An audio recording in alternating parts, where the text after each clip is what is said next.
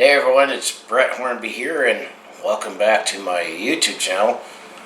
As I try to play catch up with some videos, I figure for this video, let's do some catching up with where the Calgary Flames are at when it comes to their free agents, both with the unrestricted and the restricted free agents, and the statuses of all that coming into the final days of August. As you can believe it or not, September starts this week, and I think the exact dates is September 15th is when training camp begins, and that we're about 44 days away from the 2021-22 season beginning. So before I get into it, if you want to follow along with this Calgary sports fans journey, just make sure you hit like and subscribe.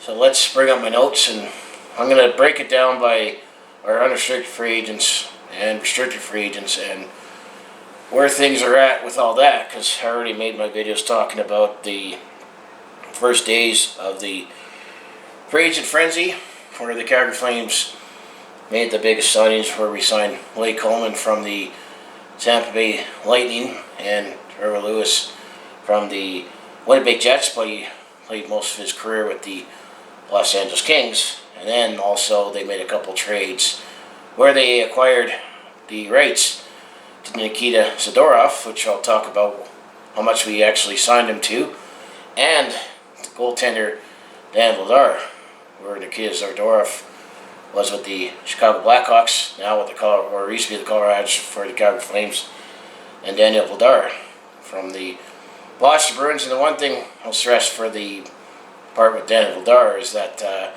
he actually is a goalie that needs to clear waivers if we were to send him down to the minors in Stockton. So I'm going to still say we're likely he's going to be our backup goalie. But after I go over all the free agents, might touch on some speculations and rumors as well. And do you think the Calgary Flames are done when it comes to their business? So when it comes to the unrestricted free agents first one that we have is goaltender Louie Domingue. And we did not re-sign him, but also as of this recording, he's actually still available. So I don't know if anyone would still be interested in signing Louie Domingue, but I think that he wasn't in the plans for the Calgary Flames, considering how much playing time he had, especially down the stretch for the Calgary Flames, especially when it looked like it was all but said we weren't going to make the playoffs, and we didn't play many games, as Jacob Markstrom still made a lot of his starts down the stretch, but he is still available. They still list forward Spencer Fu. Remember a couple years ago we were a little hype with Spencer Fu that we signed him in the college free agent. Well, he is still available, but actually he went over to Kunlan Red Star of the Continental Hockey League. So that's where he's played the last couple of years, and as I know, he is still playing there, so maybe he'll come back somewhere in the NHL.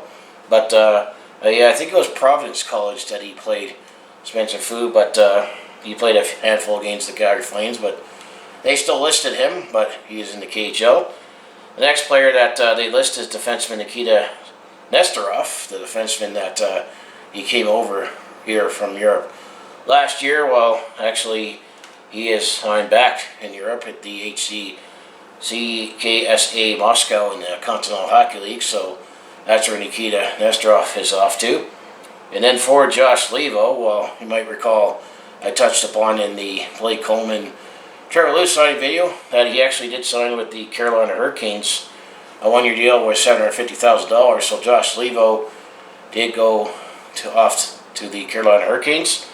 And then another forward that the Calgary Flames had last year that's not coming back is forward Joakim Nordstrom, although it was noted before, or known before the free agent frenzy, that he was also going to go to the KHL, and he's actually going to go to the same team that Nikita Nesterov is off to, the CKSA Moscow in the Continental Hockey League. So Joakim Nordstrom, like I say, these players that we didn't sign as unrestricted free agents, not going to say we're a huge loss either way for the Calgary Flames.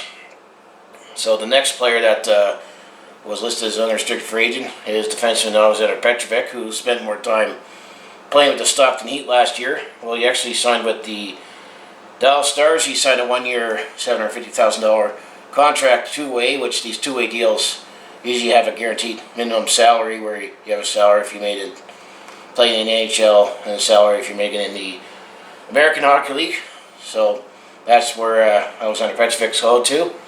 Next player that was an unrestricted free agent is forward Zack Ronaldo. He's actually going to the Columbus Blue Jackets. So Zack Ronaldo, who only played a couple of games last season, spent more time either as a healthy scratcher in the Stockton Heat, and he was actually a professional tryout a couple years ago, but he's off to Columbus. He also signed a similar one-year $750,000 contract two-way deal over there. And then the next player that was listed is forward Buddy Robinson, another depth forward that we had the last couple seasons, who actually is buddies with Johnny Gaudreau. Well, he did sign with the Anaheim Ducks, and I actually think he did sign with the Anaheim Ducks on opening day of Free Agent Frenzy. Similar deal, one-year $750,000 contract two-way deal.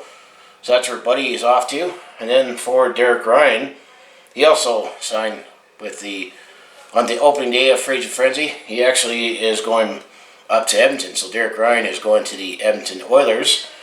He signed a two-year deal with overall contract of $2.5 million, so $1.25 million for 2 years that he'll be up in Edmonton. He actually did go to play with some time with the University of Alberta Golden Bears, I meant to say, during his hockey journey. So he has played hockey in Edmonton before, but now he's on the other side of the Bell of Alberta. And then the last player that is still available is defenseman Michael Stone. And I personally think it wouldn't surprise me if we bring him back on another one-year minimum contract, because he's that perfect veteran defenseman that has kind of kicked around for the Calgary Flames. But Michael Stone is still available. So that was all the unrestricted free agents, that where their contracts are up.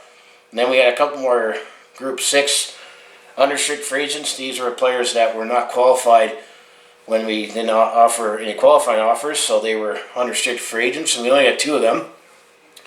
First player was forward Dominic Simon, who actually was another depth forward that didn't really work out for the Calgary Flames. Well, he's actually going back to the Pittsburgh Penguins. That's where he played before he came here last year.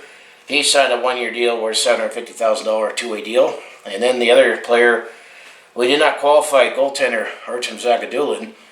He is still available, but there's rumors that he is leaning towards playing in Russia. So that's the story with all of our unrestricted free agents on where they're going. I mean, the only players that are fully still available for either the Calgary Flames to potentially bring back or someone else in the NHL is goaltender Louie Domingue and defenseman Michael Stone. There's also goaltender Artem Zagadulin, but it sounds like he is leaning towards going back to Russia. And as I know as this recording, he has not signed anywhere else other than the NHL or overseas. So that's the story with the unrestricted free agents. So I wouldn't say there's really any surprises. I mean, like I say, the Buddy Robinson, Derek Ryan, Josh Levio, I remember they were signed day one of unrestricted free agency. I even think Alexander Petrovic too. So many of these players were already gone, and then we knew about Nikita Nesterov and also Joakim Nordstrom. They were both going to Europe before the free agency yet.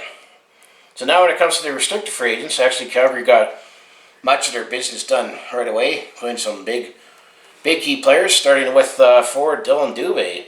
We did get Dylan Dubé signed. He actually signed a 3-year deal recently, overall $6.9 million, so he's going to get $2.3 million a season average annual value. And I think it's structured that he gets 2.2 first year, 2.3, and it goes up to 2.4, and then once his contract is up for this contract, he gets qualified, or we have to qualify him at least $2.4 million, or he becomes a unrestricted free agent, which is Group 6. So that's the biggest, I would say, restricted free agent that the Calgary Flames had was Dylan Dubé, so it's nice that we got him back. The other players are a bunch of just depth signs. Well, we got forward Glenn Goffman signed to a 1-year deal with $750,000 two-way, so I'm thinking that maybe he could be knocking on the door on his way to get some more NHL playing time. Next forward was just another organizational depth player that we've had the last couple years, and Justin Kirkland, another 1 year, $750,000 two-way deal. And then we did qualify defenseman Oliver Shillington, but he's also signed to another 1 year, $250,000 deal, two-way deal. But I think his minimum guaranteed salary is greater than of all the other players that we qualified. But we'll see how Oliver Shillington does when he comes to fitting in with the Calgary Flames defenseman this year. I mean, much more of a runway does he have with the Calgary Flames? But we do have Oliver Shillington back. Another undrafted free agent defenseman that we signed that is still available, but we haven't signed him yet, is Carl-Jean Kirby. So he's not signed. Not too sure where he is, but he's been mostly just organizational depth for the last several years. And then we also got defenseman Connor Mackey signed to a 1 year, $350,000 two-way contract. Connor Mackey, he played in some games at the end of the season last season. I think he's another young defenseman that could be knocking on the door to get some more playing time.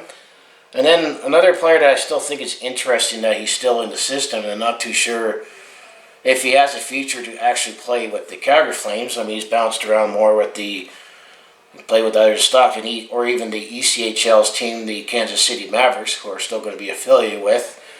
His goaltender Tyler Parsons, and he actually signed, well, this was a very specific deal in terms of what signing.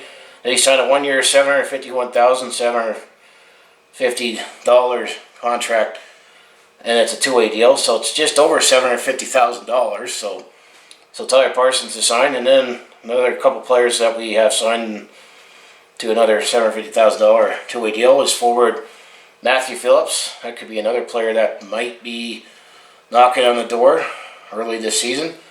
And then also forward Luke Phillip, so 1 year deal, $750,000. So nice to get a couple of late draft picks signed as well. And then when it comes to the defensemen, well, we got Colton Poolman, another player that might get some playing time throughout the season. We signed to a 1 year deal worth $750,000 two-way deal. And then defenseman Yusuf Mackey, we got him signed, as I think he is looking to take the next step. He signed a 2 year deal with $3.1 million, so just over $1.5 million average annual value. And then a couple last players before we move on to speculation and rumors is that defenseman Alexander Yelsen, who is a restricted free agent. However, he was committed to go back to Russia, and he actually did sign with the Lokomotiv Yaroslavl of the KHL, or I've seen it both ways, the Yaroslavl Lokomotiv KHL team, which unfortunately that's that same team that, if you remember 10 years ago, had that plane crash where actually former Flame Brad McCriven was head coach, who was taking on his first head coaching job overseas. So that's that same team that's he's playing for. And then the last restricted free agent where we acquired his rights at the start of free agent frenzy is defenseman Nikita Nesterov, which he did sign a 1 year deal worth $3.75 million. And that was he actually filed for arbitration. And actually it ultimately worked out that all the players that actually filed for arbitration with their respective teams did not actually go to arbitration. But Nikita Nesterov, he signed a 1 year deal with $3.75 million. That seems to be a little bit of a high price, but for the kind of defenseman he is. But body-wise, you'll definitely fit in the top four, where I think that when it comes to replacing Mark Giordano, who we lost in the Seattle Kraken expansion draft, he definitely fulfills a lot more size and physicality, but we definitely lose the offensive ability when you comparing the two players.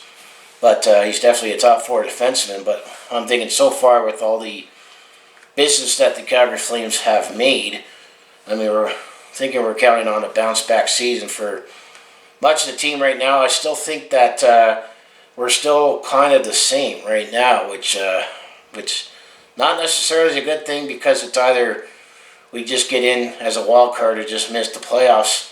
I still think we're a little better bottom six right now, especially with the acquisitions of Tyler Pitlick and Trevor Lewis, and then Blake Coleman will definitely fit in up and down the lineup. I still think that I'm a little iffy on the term and length of the contract, given that, yeah, he's won a couple Stanley Cups with the Tampa Bay Lightning, but that seems to always inflate the value just a little. But it still seems like this team, it's keep rumored that we're making some big changes, and so far we have not made any big changes. And then I still say that when it comes to the goaltending situation, we know that Jacob Markstrom is going to be the starter. I mean, I'm still thinking that Dan Villar is going to be the backup, given who we acquired, especially if we have a young player still in his entry-level deal that he has to get put on waivers if we're going to send him up. And now we had that Adam Warner, another goalie that we signed, but I still almost think that, are we better with the goaltending situation if it's Jacob Markstrom and Daniel Vladar? That's still the other question. Or is Calgary still possibly looking at maybe getting a more proven backup goalie? I know that Devin Dubnyk is, for example, is still available out there that we can bring in for more depth, but I'm not too sure if Calgary's going that way. But I haven't heard anything yet about, before the draft and free agent frenzy, that the Calgary Flames were looking at talking with the extension with Johnny Gaudreau, because he is coming into his final year of his contract. And actually now that date is passed, that if we were to move Johnny Gaudreau, he has a modified no movement clause where he only has 5 teams. I'm going to still say at this stage you might as well lock him up, given the value he has right now. But I haven't heard anything about where things are at, just in terms of, are we close to signing him? Are we close to trading him? Or I just haven't heard anything. And then this big changes that the Calgary Flames said they were going to do. Well, of course, I'm still anxiously awaiting on what's going to happen with Jack Eichel. I mean, there's still rumors that the Calgary Flames are still in the sweepstakes for Jack Eichel, and that situation definitely has gotten messy with him and the Buffalo Sabres, and it's at the point now that this surgery that he needs, well, I mean, if he had the surgery, even at the start of August, he would have been healthy to come in for a training camp and possibly start, the season on opening day. Well, at this stage now, that's going to have to wait whenever he gets traded.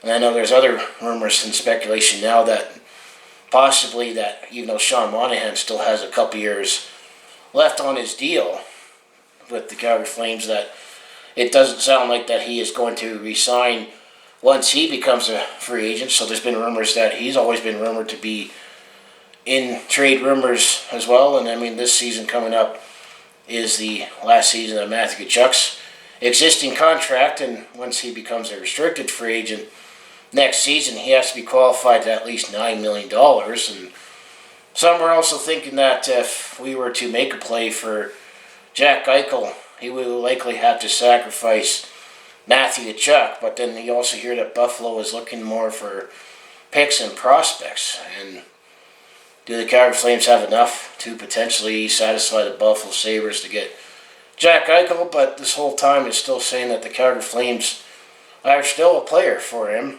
But it's just, this is how the situations come out. That's the only rumors I've heard, is that we're still in the sweepstakes. I just haven't heard anything about, any extension talks with Johnny Gaudreau.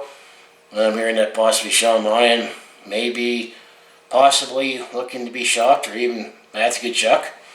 But I still think that right now we should still make somewhat of a major change to this team, just to get out of neutral, as I mentioned earlier in the offseason. And then, of course, there's some other articles already saying that Daryl Sutter, head coach, is on the hot seat. Well, I don't think he is.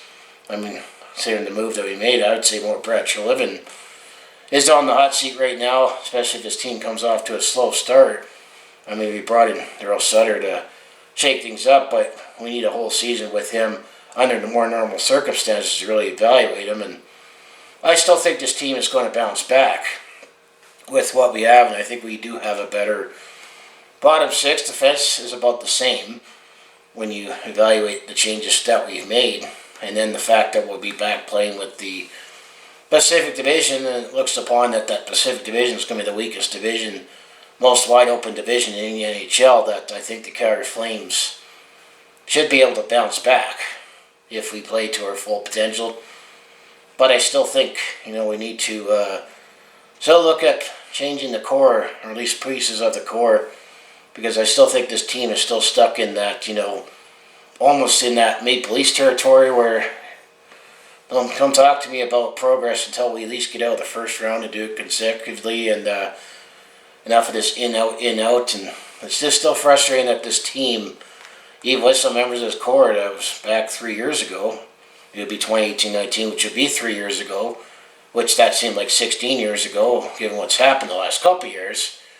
We were number one in the Western Conference. And I think since that Colorado series, this team has not been the same. But that's all I got to say for this video is, what do you think of all the business that Calgary Flames have made so far? What do you think of the players that we lost when it comes to unrestricted free agents? I don't think they're really huge losses. But do you foresee any other moves for the Calgary Flames? Do you see any other signings, trades? Do we see another signing coming in, like a different backup goalie, or is it Markstrom and Vladar or Werner? Do we see more professional tryouts, or are we going to eventually trade for Jack Eichel? I'm still waiting to make that video for when the Calgary Flames make a trade for Jack Eichel. So anyways, like I say, if you want to follow along this Calgary sports fans journey, home the Flames, Hitmen, Roughnecks, and Stampeders, we also do talk Calgary sports on my YouTube channel. We're recapping games and stories and that, but I also do a variety of non-sports content. Key thing has been when I've had time, and I definitely haven't had as much time the last few weeks, with the off season now with the NHL and Calgary Stampeder season, and then of course, with the last couple years dealing with COVID fatigue and burnout. But when I've had time and the energy, I do personal vlogs, attempt to comedy, and I do share experience on the road at a sporting event, and there's been a few more sporting events with the Calgary Stampeders, and I do have some smaller trips coming up where hopefully that will give me some relief from burnout and COVID fatigue. And then I have also had some vlogging on the go, but I've taken a break from that because of what I've already mentioned. But if still, as that all sounds interested to watch, to follow along with this Calgary sports fans journey, just make sure you hit like and subscribe. I also have my other social links down in the description below. This is my main YouTube channel, but I also do have a second channel called Brett Hornby Shorts, where I exclusively put YouTube Shorts on that channel, so you can check me out over there. I'm still figuring out what other short form content I'm going to put on there. For example, now that it's CFL season, I have put quick game recaps for Calgary Stampeders games. I may do that for Calgary Flames games for this upcoming season if I'm up to and can do all 82 games, because I do game recaps in 6-game segments during the season. But we'll see about that, but that remains to be seen. So I'll just say, go Flames go. Thanks for watching, and I'll see you in the next video.